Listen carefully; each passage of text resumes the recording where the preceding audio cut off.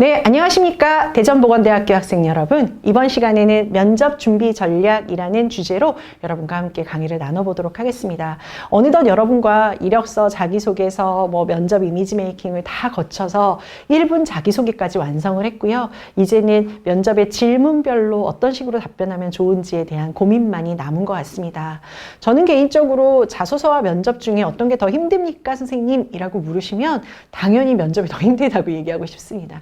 이유는 자소서는 글을 쓰는 고통은 분명히 존재합니다. 하지만 이런 글을 쓰는 고통 자체는 결과물만 제출하면 되기 때문에 전혀 문제가 되지 않아요. 내가 그 안에 어떤 힘든 과정이 있었는지가 사실은 기업에선 잘 모르시거든요. 더 심한 말로는 누가 써줘도 잘 모르는 거죠. 하지만 면접은 반드시 내가 해내야만 합니다. 그리고 중요한 건 그 회사에 가서 봐야 되기 때문에 내가 기존에 준비가 되어 있지 않으면 사실은 이거는 해결할 수 없는 부분들인 거죠. 좀 더 많은 시간을 투자해서 여러분이 좀 할애해서 해야 되는 것들이 면접이 아닌가 싶은 생각이 들어요. 그래서 이번 시간에는 뭘 할 거냐면 주로 인성 면접에서 많이 나오는 질문 꾸러미들을 좀 한번 찾아보고요. 이런 질문들 중에 이제 유형으로 묶을 수가 있거든요. 예를 들어서 경험을 많이 묻는 질문들, 상황을 많이 묻는 질문들, 우리가 어떤 사람인지를 묻는 질문들, 이렇게 꾸러미들이 좀 있는데 이렇게 질문들의 유형을 좀 묶어보고 유형별로 어떻게 답변하면 좋은지 전략도 한번 알아보도록 할게요. 그 전에 기업에서 중요하게 생각하는 면접에 2포인트 있었잖아요, 여러분. 이거 한 번 더 정리하고 갈 필요 있는 것 같아요. 왜냐하면 1분 자기소개에만 사실 적용되는 게 아니라 오늘 여러분과 함께할 면접 질문에서도 이 2개의 포인트는 계속 따라다니거든요. 그래서 한번 퀵 리뷰 한번 해보고 가보도록 하겠습니다. 기업이 중요하게 생각하는 첫 번째 포인트는 바로 적합성이었어요. 그리고 이런 적합성은 바로 뭐였느냐? 회사는 분명하게 인재가 필요한데 어떤 인재요? 유능한 인재, 똑똑한 인재가 아니라 적합한 인재를 필요로 한다라는 것까지 말씀을 드렸어요. 그래서 우리가 예를 들어서 내가 정말 뷰티 매니저가 되는 데 있어서 예를 들어서 요즘에 핫한 이런 영상 편집 또는 영상 컨텐츠 기획 이런 쪽에 엔지니어가 되는 데 있어서 내가 주얼리 쪽에 디자이너가 되는 데 있어서 이런 디자인 회사에 과연 적합하다는 건 어떤 포인트가 맞아야 되느냐라고 물었을 때 우리가 뭐라고 얘기했죠? 이건 바로 직무적인 적합성이 우선 맞아야 됩니다 라고 설명을 드렸었습니다. 그래서 내가 디자이너로서, 내가 편집 디자이너로서, 내가 뷰티 매니저로서 여러 과들이 있지 않습니까? 그런 부분에서 내가 하고자 하는 일에 또는 내가 안경사로서 어떤 지식과 기술과 태도의 전문성이 갖춰져 있는지 여러분이 스스로 많이 보여주셔야 될 겁니다.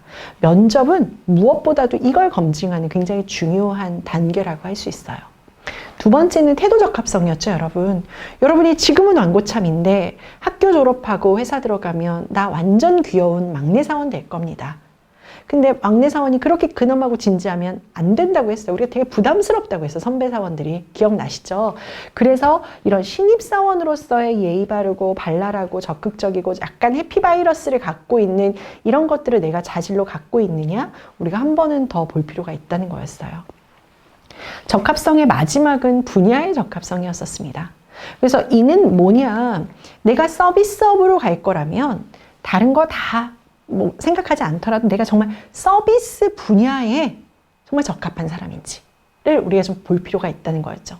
내가 예를 들어서 영상 편집이다. 이거는 사실 엄격하게 말하면 서비스 영역 아니거든요. 그렇죠? 영상이라는 아주 큰 미디어 영상이라는 산업이잖아요. 미디어 영상 산업 쪽에서는 물론 영상 편집 엔지니어로서의 고객지향적 마인드는 필요하겠지만 미디어 산업 자체는 굉장히 선진화된 산업이기 때문에 여기에서는 IT 기술이라는 게 되게 중요하다. 그럼 그런 것들은 분야 적합성 우리가 봐야 된다고 이야기했었습니다. 여러분이 어떤 측면이든 내가 당신네 회사의 이 업무에 적합함을 사례와 함께 면접에서 많이 말씀해 주셔야 된다는 거 잊지 않으셔야 될 포인트였습니다. 자, 두 번째 보겠습니다. 설득력이었죠.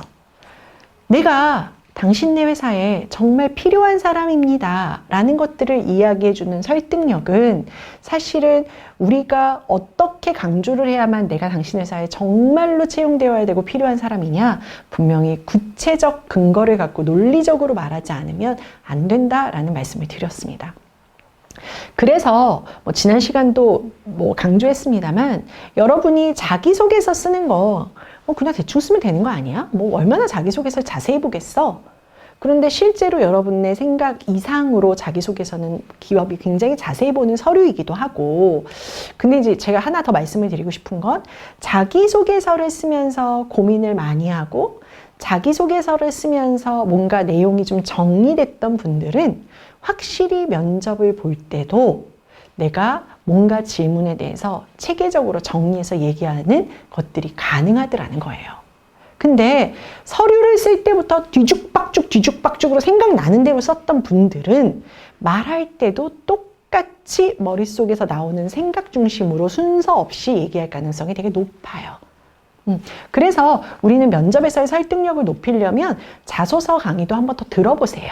여러분 이렇게 성장과정, 성격의 장단점, 학창시절 지원 동기 어떤 식으로 써야 되는지 제가 공통 강의 한번 한 적이 있는데 그런 강의들의 내용들도 한번 들어보시면서 체계적으로 어떻게 얘기해야 되는지 한 번 더 리뷰해 보신다면 여러분한테 훨씬 더 도움이 될 거라는 생각이 듭니다. 자, 그렇다면 이제 빠르게 리뷰를 해봤으니까 이번 시간의 정식 주제인 인성면접은 과연 어떻게 준비해야 하는지 함께 알아보도록 할게요. 우선 인성면접이 무엇인지를 좀 한번 얘기해 봐야 될 것 같습니다. 인성면접이란 지원자가 조직 생활을 할 때 필요한 자질은 자격과 능력이에요. 지원자가 업무 생활, 이런 회사 생활하는 데 필요한 자격과 능력도 있고 또 태도, 신입사원으로서의 태도, 그 분야에 필요한 태도, 뭐 이런 태도를 갖추었는지 어떤 방식으로요? 질문하고 답변하는 방식으로. 그래서 보통 인성면접 보면 어떻게 해요? 면접자는 주로 질문하고 지원자는 주로 답변하시잖아요. 이런 질의응답의 형태로 묻고 확인하는 면접이 바로 인성면접이다. 그래서 이 인성면접은 회사에 필요한 태도도 들어가지만 자격과 능력도 들어가기 때문에 인성면접이라는 큰 범주 안에는 우리가 어떤 사람인지를 묻는 질문들도 있지만 직무와 관련된 전문성을 갖추고 있는지를 묻는 질문들도 분명히 들어갈 수 있어요. 그래서 인성면접이니까 그냥 뭐 어떤 사람인지 이렇게 물어보는 거 아니겠어? 그렇게 알고 본인 강점, 단점 뭐 이런 것만 준비하셨다가는 업무적으로 준비한 거 물어볼 때 뜨아하실 수 있습니다, 여러분. 예, 그래서 인성면접은 큰 테두리를 갖고 있다는 것도 좀 기억하실 필요가 있어요. 자, 그러면 면접은 자소서와 다르게 말을 하는 거잖아요. 그래서 말의 시작점도 정확하게 알려주고 말의 끝나는 지점도 정확하게 알려주셔야 사실은 훨씬 더 높은 전달력을 보여줄 수 있어요. 그래서 면접에 답변을 하실 때 그 시작은 어떻게 시작하면 된다고요? 같이 읽어볼까요? 네, 말씀드리겠습니다.로 시작하시는 게 되게 좋아요. 네, 말씀드리겠습니다. 자, 볼게요. 그래서 뭐 원장관이 뭔가 질문을 합니다. 그러면 저는 이게 아니라 네, 말씀드리겠습니다로 시작해 보시는 거예요. 자, 두 번째입니다. 그러면 이제 예를 들어 볼게요. 우리 회사가 당신을 왜 채용해야 됩니까? 네, 말씀드리겠습니다. 지금까지 살아오면서 실패했던 경험 있으면 말씀 좀 해주시겠습니까? 네, 말씀드리겠습니다. 이렇게. 본인의 단점은 뭐라고 생각하십니까? 네, 말씀드리겠습니다. 됐죠, 여러분? 자, 네, 말씀드리겠습니다. 다음으로는 뭐가 오면 좋으냐? 질문을 한 번 더 반복하면서 시작하는 거예요. 자, 예를 들어 볼게요. 우리 회사가 왜 당신을 채용해야 됩니까? 그러니까 면접관이 질문할 때 우리가 받아쓸 수 없잖아요. 잘 들으셔야 돼요. 우리 회사가 왜 당신을 채용해야 됩니까? 그럼 어떻게 해야 된다고요? 네, 말씀드리겠습니다. 귀사가 저를 채용해 주셔야 하는 이유는 저의 책임감 때문입니다. 라고 얘기해 주시라는 뜻이에요. 질문을 한 번 더 반복하는 거죠. 그러려면 면접관의 질문을 잘 들어야지. 다시 한번 말씀해 주실래요? 뭐라고 이렇게 얘기할 수 없어요, 여러분. 자, 볼게요. 지금까지 살아오면서 실패했던 경험 한번 설명해 보시겠어요? 네, 말씀드리겠습니다. 지금까지 살아오면서 실패했던 경험은 자격증에 3번 떨어졌던 경험입니다. 로 얘기하시면 되겠죠. 자, 마지막은 여러분이 한번 해보겠습니다. 같이 한번 해볼까요? 시작! 그렇죠. 그렇게 하셔야 되죠. 어떻게 해요? 네, 말씀드리겠습니다. 제 단점은 다소 소극적인 점이라는 겁니다. 라고 얘기하시면 돼요. 그래서 질문을 한 번 더 여러분이 동일하게 말씀해 주시게 되면 저 그러니까 이렇게 귀 넘기고 이런 거 좀 안 하셔도 바로바로 지금 답변할 수 있는 거죠. 자, 내가 하고 싶은 말이 블라블라블라블라 해서 다 끝났습니다. 말이 끝났으면 어떻게 해야 돼요? 네, 이게 아니에요. 네, 이거 아니라고. 그럼 뭐예요? 이상입니다. 됐죠, 여러분? 자, 원래 말을 또박또박 하시고 똑소리 나게 하시면 또 상관이 별로 없어요. 그런데 말끝을 흐리시는 분들. 네. 그랬는데요. 이게 끝이에요. 본인 입장에서는 이게 끝이야. 근데 면접관이 들으면 그랬는데요. 그럼 또 할 말이 있는 것 같아요. 그러면 또 쳐다봐요. 그럼 지원자가 어머 저 사람이 나 왜 쳐다보지? 하면서 아까 했던 말 또다시 반복해요. 그래서 아까 말씀드렸는데요. 대학교 2학년 때 또 이러고 얘기해요. 그러면 이제 네버엔딩 스토리가 거기서부터 시작되면서 최악의 결과물이 나오게 되죠. 그러니까 뭔가 내가 말이 끝났어요. 그러면 어떻게 해야 돼요? 이상입니다로 마무리하셔야 돼요. 자, 그러면 시작과 끝까지 다 한번 해보겠습니다. 본인을 채용해야 되는 이유 한번 말씀해 주시겠습니까? 네, 말씀드리겠습니다. 귀사가 저를 채용해 주셔야 된다고 생각하는 이유는 저의 책임감 때문입니다.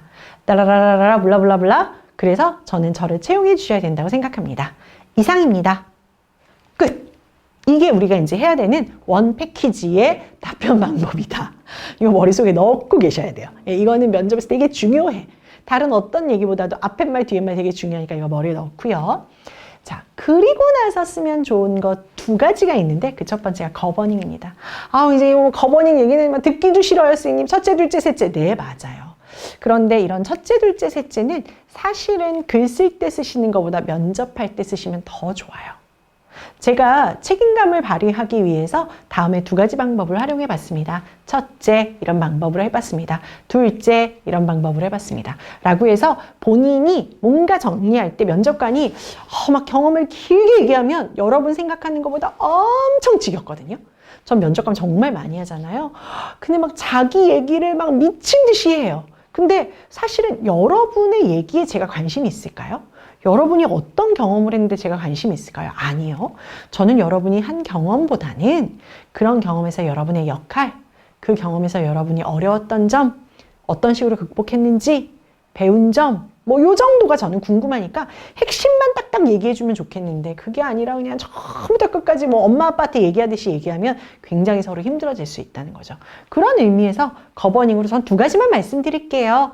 라고 하면 이 친구가 뭔가 정리해서 나한테 얘기하는구나 라는 느낌을 줄 수 있기 때문에 거버닝이 굉장히 좋은 효과를 발휘할 수 있어요. 한번 써보시면 좋겠습니다. 두 번째는 자소서 때 많이 얘기했죠. 형용사는 뭘로 바꿔요? 단어로 바꿔주시는 거예요. 다양한 많은 여러 가지 각종 모든 이런 형용사들은 가능하면 구체적 단어를 쓰시고요. 부사, 열심히 최선을 다해 이 한 몸 다 바쳐 이런 거 쓰지 마시고 어떻게 하라고요? 숫자. 하루에 3시간씩 총 100시간을 들여서 이렇게 숫자로 바꿔주시게 되면 훨씬 더 여러분의 전문성, 여러분의 경험이 리얼하게 전달될 수 있습니다. 라는 말씀도 드렸습니다. 자, 그래서 대학교 2학년 때 다양한 방식으로 정산을 했다가 현금, 수표, 신용카드 등의 방식으로 했다. 많은 비용을 했다가 100건 넘게 했다. 맡은 업무를 잘했다. 입금과 출금 업무를 잘했다. 이런 식으로 뭔가 추상적인 표현들을 구체화해서 아래 샘플처럼 얘기해 주셔야 면접에서는 훨씬 더 효과적일 수 있습니다. 라는 거 끝까지 기억해 주시면 좋을 것 같아요. 자, 그러면 이제 면접에서 앞뒷말 어떻게 해야 되는지 말하는 방식까지 배웠어요. 이제는 구체적으로 어떤 질문들이 굉장히 많이 나오는 자소서의 면접에서의 질문인지 한번 볼게요. 퀵 리뷰 쫙 한번 해보세요. 퀵 리뷰 쭉. 맞아요. 이런 질문들이 가장 많이 나온답니다. 그런데 제가 이런 질문들이 한 가지 특이한 건 색깔별로 여러분 넣어놨죠. 색깔별로. 그런 색깔별로 넣어놓은 이유는 이 질문들이 색깔별로 비슷하기 때문이에요. 우선 볼게요. 1번, 3번, 5번, 10번 질문 한번 볼까요? 학창시절 최선을 다해서 노력했던 경험이 있다면 설명해 보세요. 자신에게 영향을 미친 인물이나 사건이 있다면 무엇인지, 왜 영향을 미쳤는지 얘기해 보세요. 동아리 활동 중에 자랑하고 싶은 활동이 있다면 한 가지 선택하고 얘기해 보세요. 동아리 활동 중에 어렵고 힘들었던 경험이 있다면 무엇인지 말씀해 보세요. 자, 1번, 3번, 5번, 10번은 다 뭘 물어보죠, 여러분? 맞아요. 여러분이 학교 다닐 때 했던 경험을 물어보고 있답니다. 여러분이 학교 다닐 때 했던 경험들. 그러면 이런 경험들은 하나의 질문 유형으로 묶어보실 수 있어요.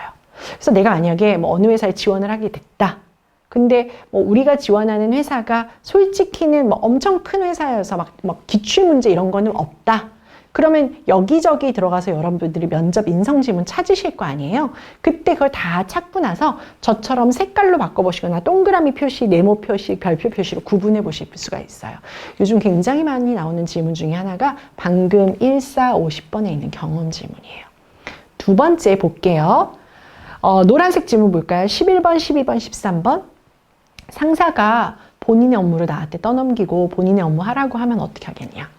부당한 업무 지시 같은데 이런 데 시키면 어떻게 할 거냐? 내가 뭔가 고객을 만나고 뭐 또는 뭐 약간의 공공성을 띄어서 어디 가서 민원 처리 좀 하려고 하는데 막 고객이고 민원을 제기한 시민이고 내 말을 듣지를 않네요. 막 자기 말만 하고 화를 내네요. 이런 상황이면 어떻게 하시겠어요? 한 번도 해보지 않은 일을 상사가 시키네요. 이런 상황이면 어떻게 하시겠어요? 자, 이 질문의 공통점은 뭐죠? 이런 상황이면 어떻게 하시겠어요죠? 이런 것들은 대부분 상황 질문의 꾸러미 안에 들어간다고 보실 수 있습니다. 그리고 파란색, 본인이 생각하는 장점, 단점, 함께 일하고 싶은 동료, 유형, 다른 사람들은 본인을 어떻게 생각하는지 이러한 질문들은 본인이 지원자가 어떤 사람인지를 묻는 질문들이에요. 이런 것들은 내가 어떤 사람인지도 묻고 사실 함께 일하고 싶은 동료 유형 같은 건 나를 묻는 게 아니라 내가 어떤 사람하고 일하고 싶은 건지를 묻는 거지만 내가 어떤 사람하고 일하고 싶은지를 듣는 순간 나도 어떤 사람인지가 유추가 되거든요. 추측이 되거든요. 이런 것들 다 자기 묻는 거예요. 그리고 뭐 4번, 뭐 8번, 9번, 14번 같은 경우는 지원 직무, 뭐 이런 지원 회사를 위해서 어떤 준비와 노력을 했는지 지원 동기 물어보고 이런 직무 전문성 묻는 아까 제가 그랬죠. 인성 면접의 큰 카테고리 안에는 직무 면접도 들어간다고요. 예, 그런 질문들의 카테고리라고 볼 수 있어요. 그래서 우리가 뭔가 질문을 찾으면 질문들을 유형별로 묶어보시는 거예요. 이런 건 상황 질문이구나. 이런 건 경험 질문이구나. 이런 건 자기의 질문이구나. 여러분이 묶어보시면 되죠. 자, 이제 그 다음 단계는 뭐냐. 그러면 선생님, 상황 질문은 도대체 어떤 대답이 듣고 싶어서 하는 거예요? 그런 상황일 때 어떻게 행동할 거니? 자꾸 그런 질문을 왜 하는 거죠?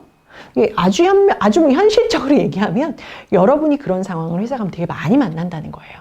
그러니까 면접관들이 면접에서 만약에 주말이어도 출근을 좀 많이 해야 되는 상황이라면 어떻게 하실 겁니까? 뭘 어떻게 해요? 다 나온다고 하겠죠.